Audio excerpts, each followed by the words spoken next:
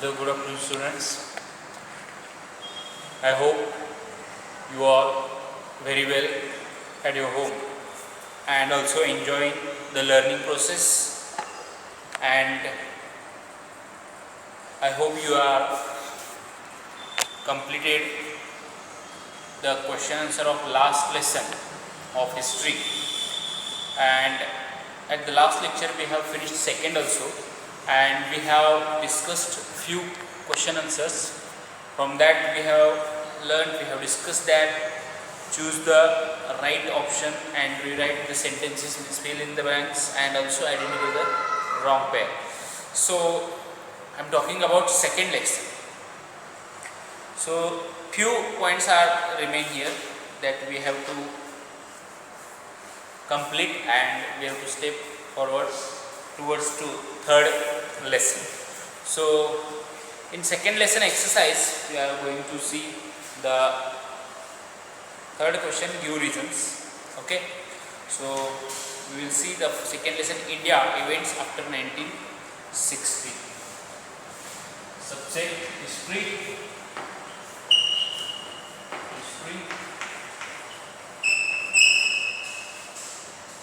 India events after 1960. So you have to keep in your mind that whatever incidents took place after independence, means post independence period, that all we are going to see, and about that exercise that today we are going to discuss.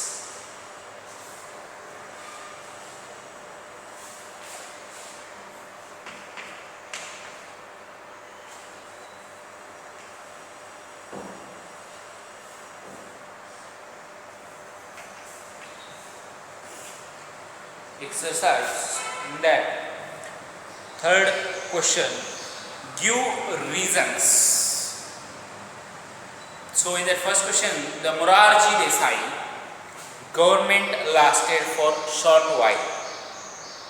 So why and what is the reason behind the short lasting government of Morarji Desai, that we have to find out from the textbook, and we have to write the answer. Then you will get the answer in the paragraph of 1984. Okay, now next question is here. Now the army had to descend into the Golden Temple in Amritsar. So particular incident is there. Punjab people they demanded for the separate Khalistan, and due to that many were the terrorists and the violent protesters took shelter into the Golden Temple, and to take out them or remove out them for the purpose of that, army had sent into the Golden Temple. Next one is the National Planning Commission was set up in India. National Planning Commission was set up in India for the development in various sections, for example political, economical, social, educational, mainly to develop the economy. So 5-year plan also is included in that. So that's why the National Planning Commission was set up in India. Now next question is there, answer the following questions in 25 to 30 words. So we will see how was 1991 a year important changes in history of world and of India. So what are the changes took place in 1991 and how it is very essential for India and also world. Next question, what are the characteristics of the Indian economy? So main characteristics of Indian economy is the industrializations, employment, many were the things are there that you have to find out and write the question answers. Next one is there, With the help of information in the chapter, complete the list of challenges before India and the strengths of India. So few of the challenges are there. The challenges in front of India, for example, India-Pakistan war, unity in diversity. Strengths, unity in diversity. Again, next challenge you have to write atomic energy, nuclear preparedness and separatism. It gives a rise for the discrimination. So these are all challenges you have to write according to your knowledge. Okay, so here we have discussed all question answers of second lesson. Today we are going to start third lesson of history, that known as India's internal challenges. Third lesson, India's internal challenges.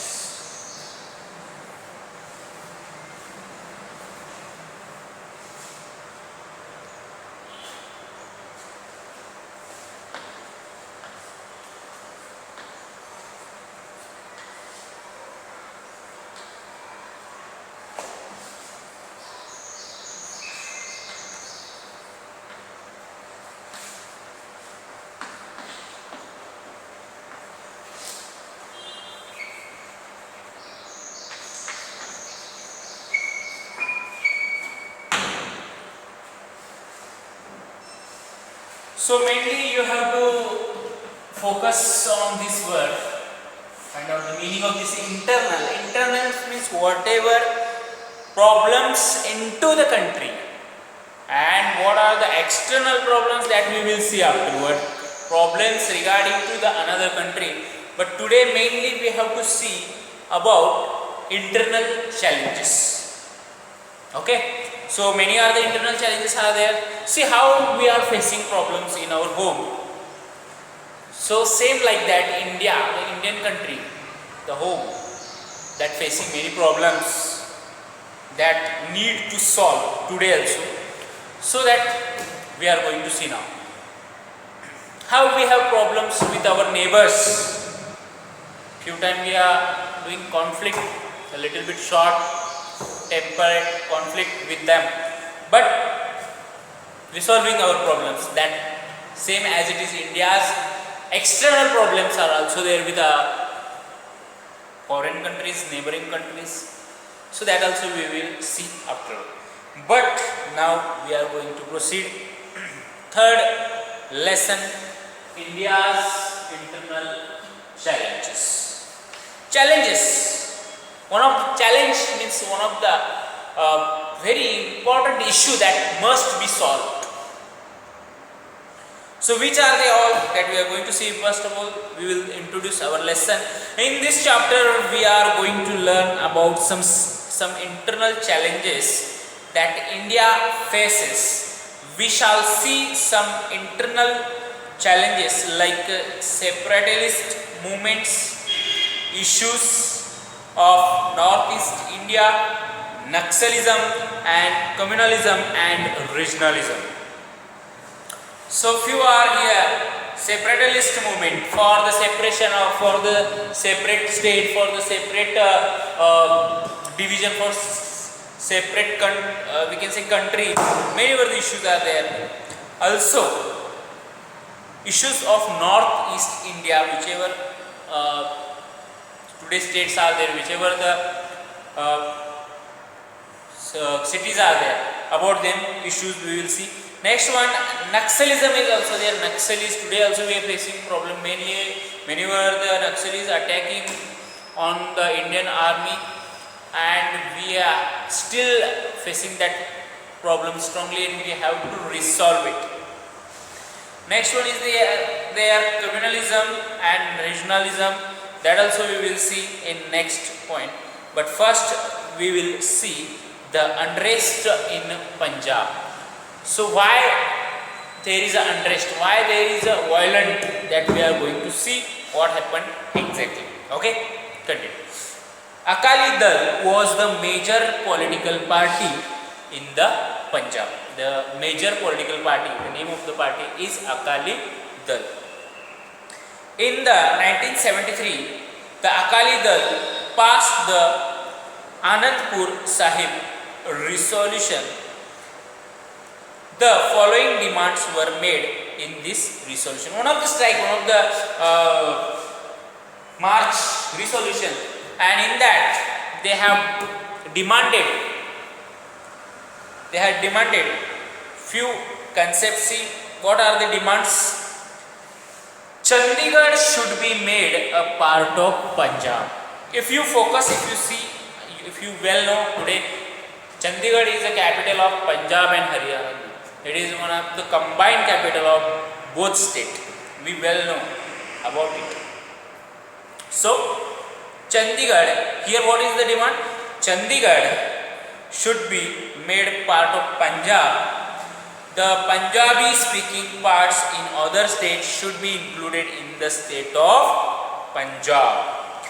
Recruitment of people from Punjab in the Indian Army should be increased and more autonomy should be given to the state of Punjab. Here we can see the another two demands. Whichever part in that people speaking Punjabi language, that part should be included into the Punjab state. And also another one, that Punjabi people, number of Punjabi people should be increased in the Indian Army and they should given more autonomy, more salary. These are the demands. Akali Dal came to power. Akali Dal came to power in Punjab in 1977. While taking charge, they asked for a larger share of river water for Punjab, holy city, status for Amritsar, along with their old demands. When Akali Dal exactly came into the power, into the government for administration, they again have increased their two demands. Which were their two? They said that the more share should be given to them of water, and also another one separate demand is that their place, the Amritsar, is called as a holy city or holy place. In Marathi we can say dharmik sthala, as in English we are calling, we can call like as a holy place or holy city. So these were two demands are increased after coming into the power by Akali Dal. Now what happened that we are going to see next. In 1980, the movement for independent Khalistan took root in Punjab. Independent Khalistan. During the period, the leader of Akali Dal was Sant Harcharan Singh Longwal. He used to direct his activists from the Golden Temple to stage protest. On the other side, the Golden Temple armed followers started gathering around the staunch Khalistan supporter Sant Jarnal Singh Bhindarwale. So here is another one separate organizations came to an exit. It emerged, and that is called Khalistan. Independent Khalistan. There is a movement of independent Khalistan and took root in the Punjab. During that period, the leader of the Akali Dal was Sant Harcharan Singh Longolwal. He used to direct his activists from Golden Temple to stage protest. And while that period, armed followers started gathering around the staunch of Khalistan supporter Sant Jarnal Singh Bhindarwale. During that period, terrorist activities had begun. Bhindarwale was arrested in 1981. Accused of the murder of newspaper editor Lala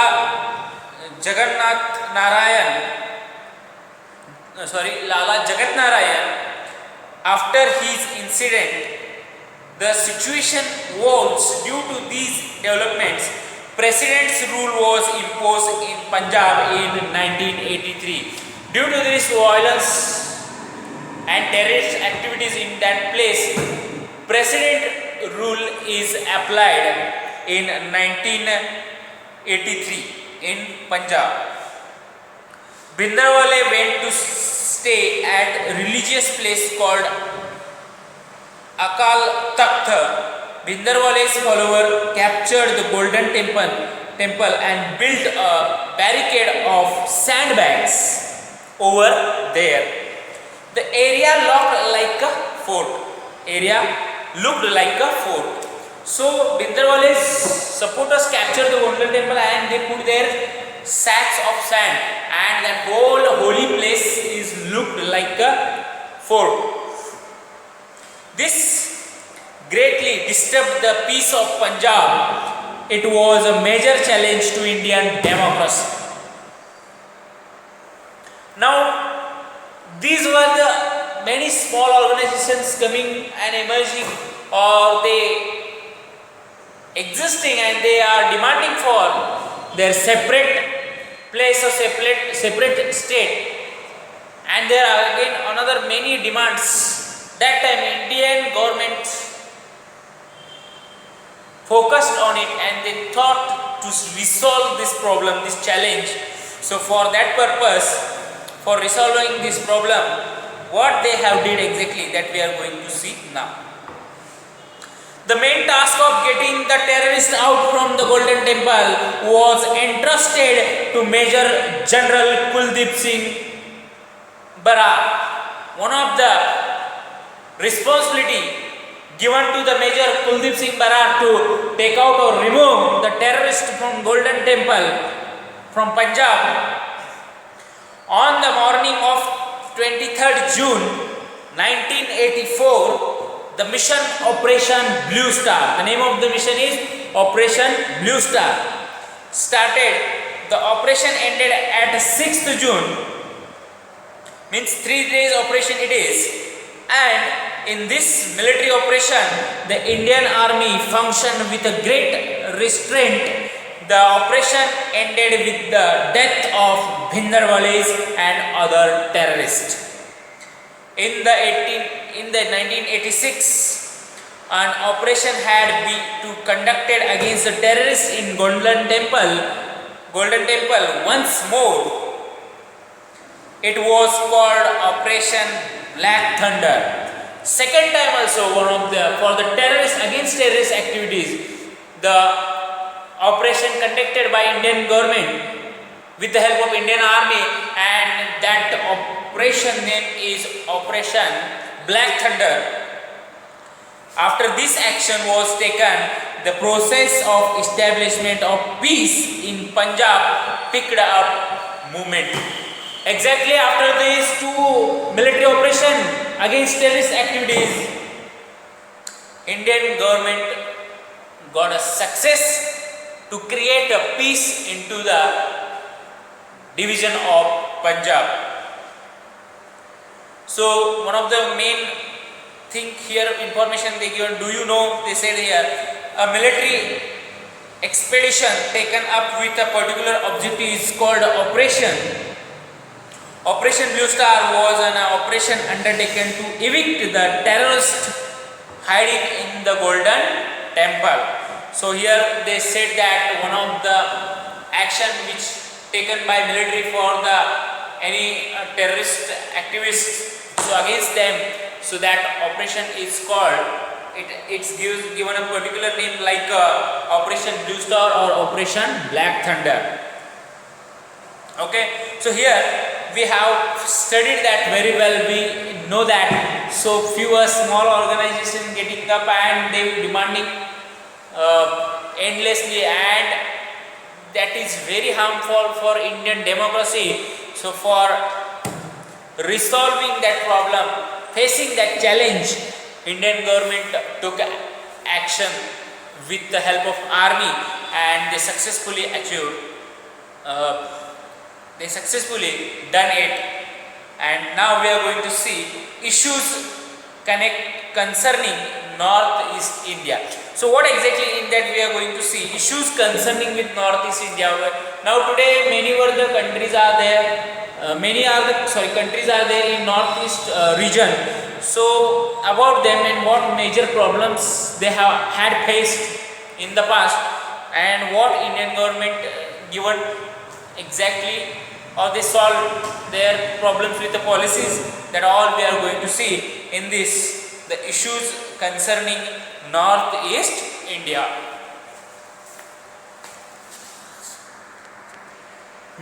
Okay, issues concerning Northeast India that we are going to see now.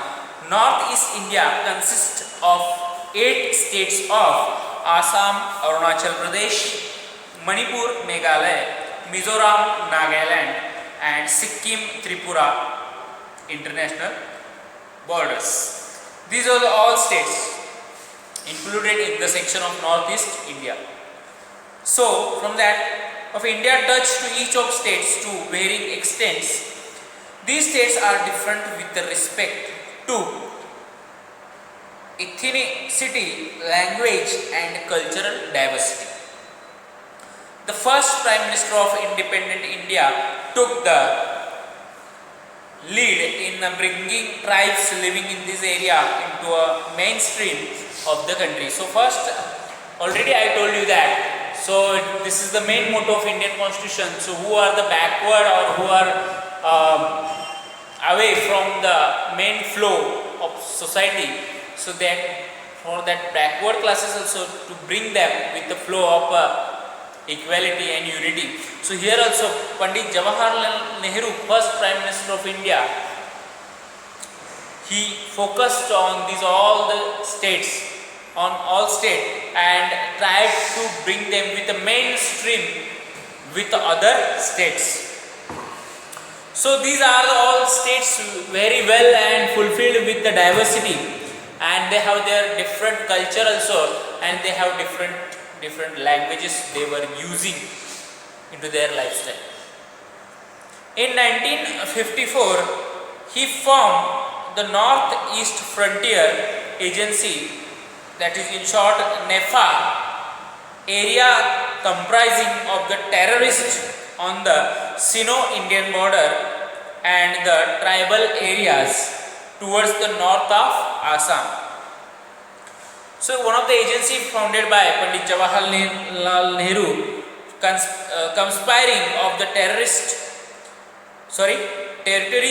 on the Sino-Indian border and the tribal area towards the north of Assam. Nehru took the position of bringing about the development of hundreds of tribes in these parts of, while preserving their culture. Tribes, we can say that ST, scheduled tribes. In Marathi we can say Adivasis. So same, many were the caste, sub-caste are there. Scheduled tribes, Anuschit Jamatis, in Marathi we say that. So these tribes should come with the mainstream with the other caste, and while they coming with the mainstream, their culture and language, their tradition must be preserved, that taken care by Nehru. Social provisions have been made with respect to these areas in the 6th schedule of Indian Constitution. In the section number 6, in schedule number 6, few provisions were made for the development of these all tribes. In 1965, the responsibility of administrating this area was given to the Ministry of External Affairs. The Northern Council Act 1971 was supposed to advise the central government regarding the aspect of common interest in the economic and social spheres, interstate transport, electricity, flood control, etc. So Northeastern Council Act 1971 was supposed to advise the central government to regarding the aspects of all these issues. Now we are separately going to see each and every state today which was known with another name in northeast section, northeast direction, that all we are going to see. So first of all we will see in this Mizoram, the state Mizoram.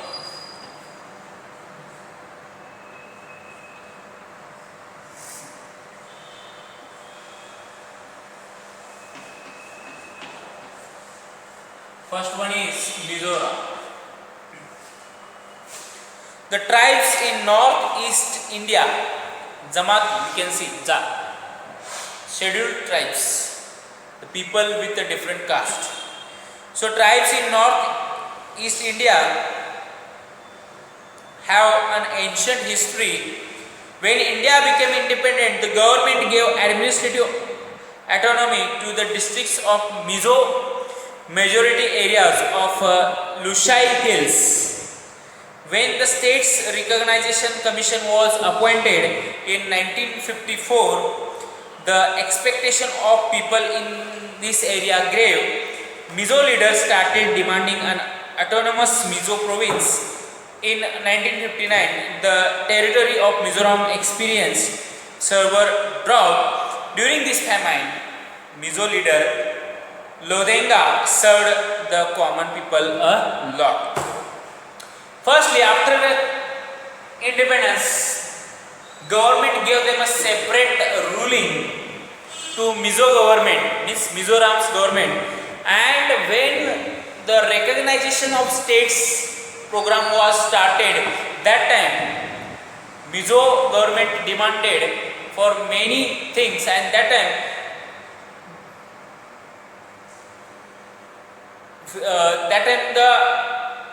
due to the drought, there is a in that big famine, they faced many problems, and in that their leader Laldhenga served common people lot. Means he worked very hard in the critical condition of the famine and drought, and he is the leader which has served work very hard for the people. In 1961, Laldhenga established an organization called Mizo National Front (MNF).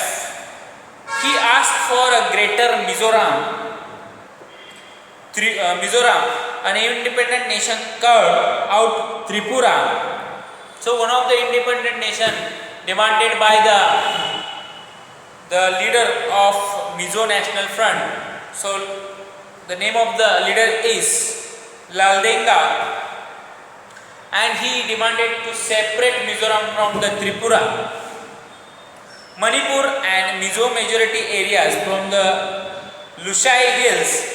In March 1966, Mizo National Front announced the emergence of independent Mizoram. Prime Minister Indira Gandhi handled the situation firmly and suppressed the rebellion. When the situation calmed down in 1972, the Mizo majority area was given the status of Union Territory. When they have aggressed their demand, that time Prime Minister Indira Gandhi handled the situation, suppressed the opposition, and when the situation became calmed down, that time she, at the end in 1972, she given a separate one of the position for the Mizoram, that is called Union Territory. Prime Minister Rajiv Gandhi had an agreement with the Mizo National Front, and Mizoram was given the status of full-fledged state Lal Denga became the chief minister of the state. So at the end, during the tenure of Prime Minister Rajiv Gandhi, Mizo government got a separate position as a state, and first chief minister become by Lal Denga. Lal Denga become a chief minister of the state. Okay.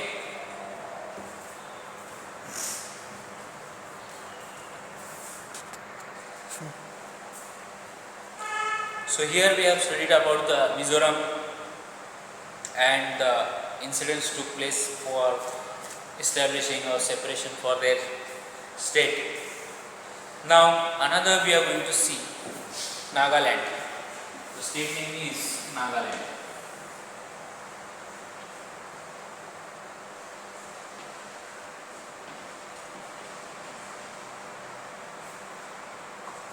The Naga tribe in northeast India is known as Marshall tribe. The Naga tribe had settled in eastern Himalayas, the Naga Hills. The Naga Hills border areas of Assam and Myanmar. In 1946, some educated Naga youth established an organization called Naga National Council, NNC, Naga National Council. Later they made a demand for an independent state.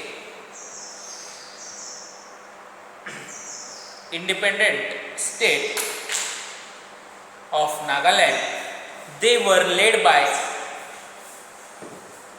Angami Zapu Phizo in 1954. The Naga National Council announced the establishment of Independent Federation of Nagaland. In 1955, skirmishes happened between the local Nagas and the soldiers of Assam Rifles. Military action was taken to suppress the skirmishes.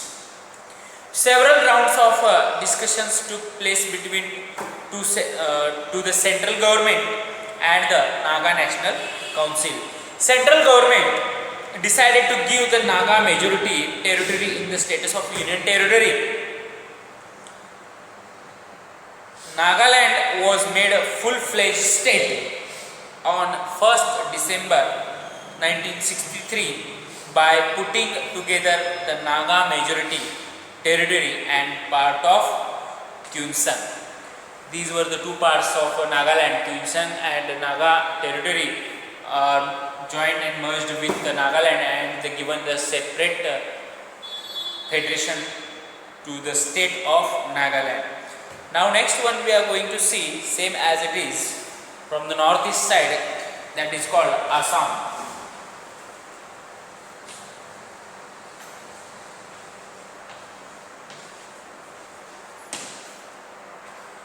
We all know that mainly the Assam is famous for the tea leaves, for the production of a tea.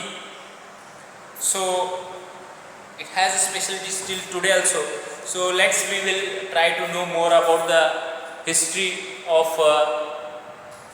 freedom for the recognition as a state of the Assam state. Okay, so we will see in 1983 there was an intense agitation staged by all Assam Students Union and Assam Gan Sangram Parishad over the question of dominance in Assam of Bengali migrants. In 1985, Prime Minister Rajiv Gandhi, Central Home Minister Shankar Rao Chavan and Assamese leader Prafulla Kumar Mahanto signed on accord. It was decided to send the Bangladeshi citizens who had infiltrated infiltrated in the Assam back to their original places. In 1986, elections were held for Assam Legislative Assembly, and Prafulla Kumar Mohanty of the Assam Gan Parishad became the new chief minister. Due to this democratic process, it became possible to establish peace in the Assam. So whatever issues regarding to Bangladesh, and they sent to their original place, and after that elections were held into the Assam, and Mohanty, who is the Prafulla Kumar Mohanty, who was the leader of Assam Gana Sangram, so he became the first prime minister. He became the first chief minister of Assam, separate state. So here now we are going to see next state, Arunachal Pradesh.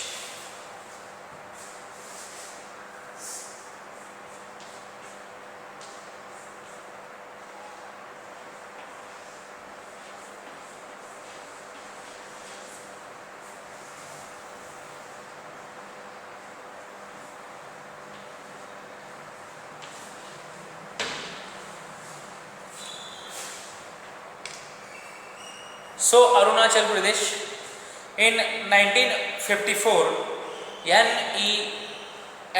NEFA was created. In 1972, it began to be called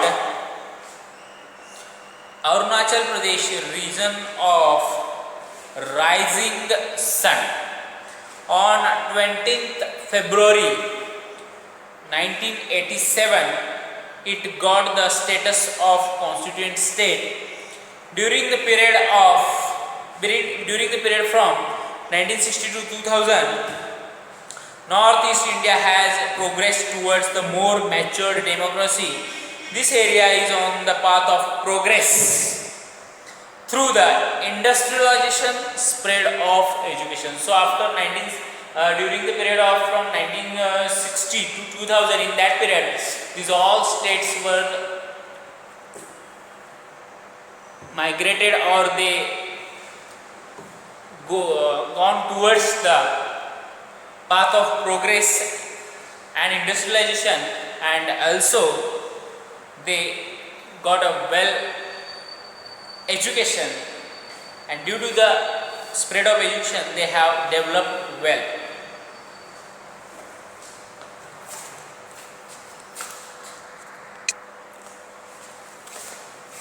Now next point we are going to see in this one, Naxalism, very critical issue and challenge in front of Indian government, that we are going to see Naxalism.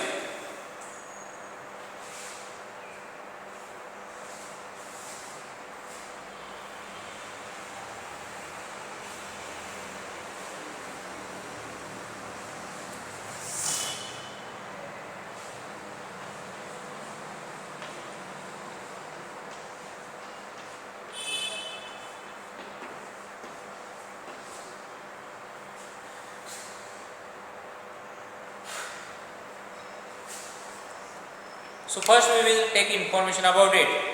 Naxalite movement. This movement started at Naxalbari in Darjeeling district. Naxalbari in Darjeeling district in the West Bengal. The Naxalists organized the small land holding farmers and land laborers and took charge of their lands, put up the red flags and declared that area as free territory in 1967. All those movements that took inspiration from this rebellion are called Naxalite movements. The movement had the objective of establishing action committees to raise a voice against the exploitation of the farmers by the landlords and confiscate the lands of the landlords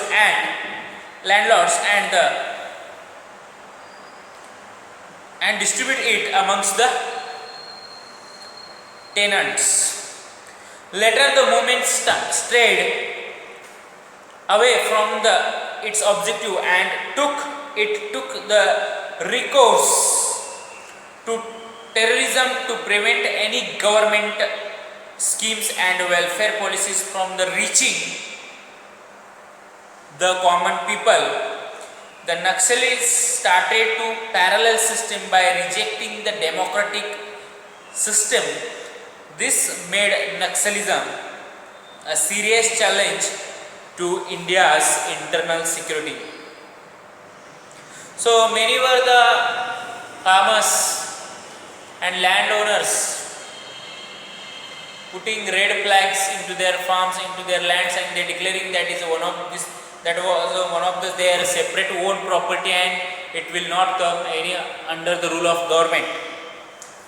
So after that, farmers were raised with the agitations, protest against these landlords, that against the exploitation and harassment to the farmers.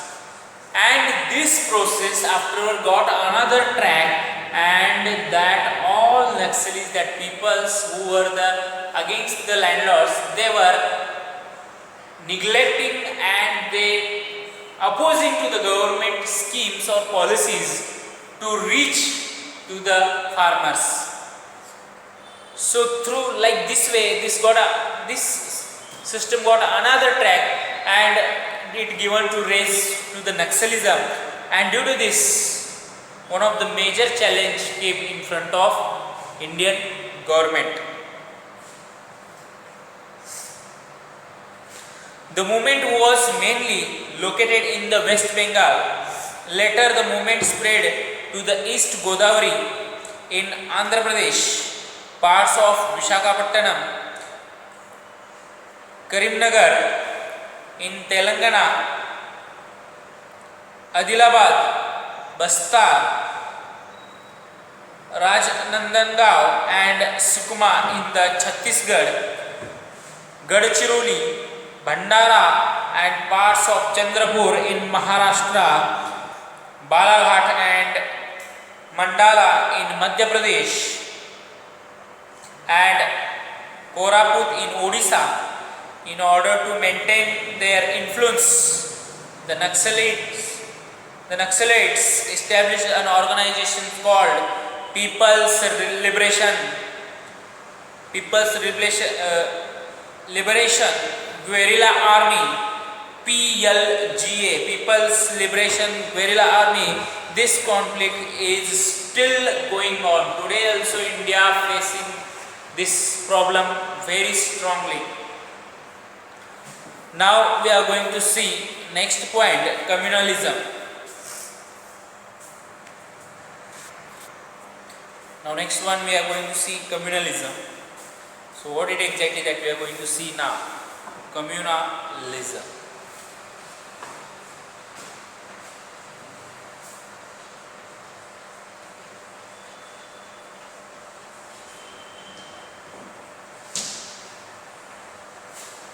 Communalism is a serious threat to the unity of our country. Communalism emerges out of narrow religious pride. Religious beliefs, narrow, short. The British sowed the seeds of communalism in our country. People of different religions have happily lived together since many centuries. There is nothing wrong in the people of different religions living together. But the Britishers have sowed the seeds of communalism, that people should greatly start feeling the pride of their particular religion. This is the wrong thing. People were living together for many centuries in our country with the different caste and communities and with the religions. But whenever one of the community or religion starts to think as they are superior and other religions are inferior, that time this is one of the major threat to our country. This is very dangerous for the democratic system. There is nothing wrong in the people of different religions living together in the country while the being duly proud of their own religion. It is okay, there is a proud about their own religion. It is okay, no problem about it. But when you think that your religion is only a superior and others are inferior, that thought is wrong.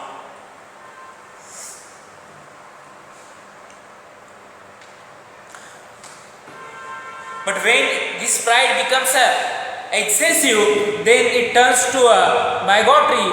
Each one of the begins to consider their religion superior than others inferior. This leads to religious fanaticism,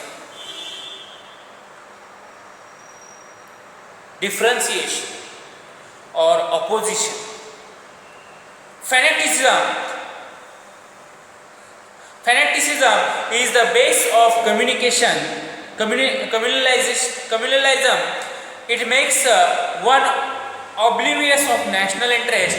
People of different religions don't trust each other. They become suspicious of each other. Compatriots of following different religions are locked as enemies.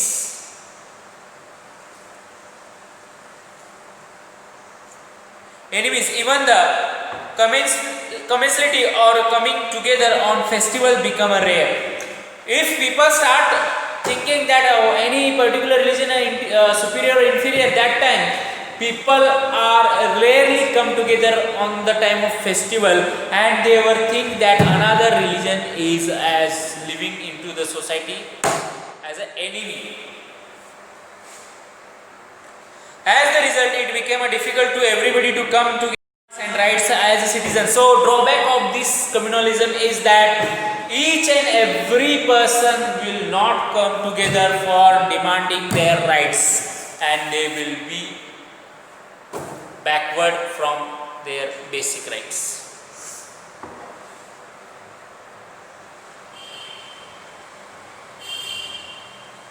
Fanaticism makes the perspective of looking at events and people prejudiced. Some people begin to think of economic and social questions also in the framework of their own religion. There is a prejudice will be take a growth, and many people will think that according to the side of a social and economical base, if any section of a society is a rich, then people will think that that religion is a rich and that is inferior, and another which is the poor, that is called which religion is a rich, that is called superior, and which one is poor, that is called inferior. So here will be a communalism in the society, that very great threat to the Indian democracy.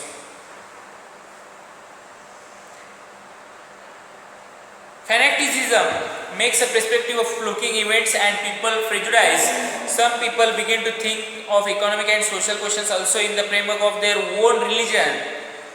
Some people of all religions think that since they belong to a particular religion, they have no influence in politics. They begin to believe that they are being treated unjustly. They hold the idea that government is partial against the religion. In such condition, they become too sensitive about their religion and their religionalist. So due to this fanaticism, people will start thinking the government doing the partiality with the inferior and superior with the religions. So they will become more sensitive and they will think their religion is weak or their religion is inferior. So we have to stop it. These all things. They hold the idea that government is partial against the religious. In such condition, they become too sensitive about their religion and their co-religions. If anybody speaks about the people of their religion or insult the religious symbols, knowingly or unknowingly, riots break out because of the kind of thinking. Hundreds of innocent people are killed, public property worth crores of rupees is damaged, and public peace is destroyed due to the bitter memories of the riots. People are estranged from each other and mutual trust of receiving the setback. So due to this condition of this communalism, many were the riots will happen, or strikes or protest will grow, and due to this the damage of crore rupees of government, and also the public peace will be destroyed, and hundreds of innocent people will be killed by the strikes and the protesters, and also peoples are doing knowingly and unknowingly these things. We have to stop this mainly danger challenge in front of our country, that is called the communalism. So here we have studied the communalism, the part from the lesson, from our lesson, that India's internal challenge. So remaining part we will see in a next lecture. Thank you.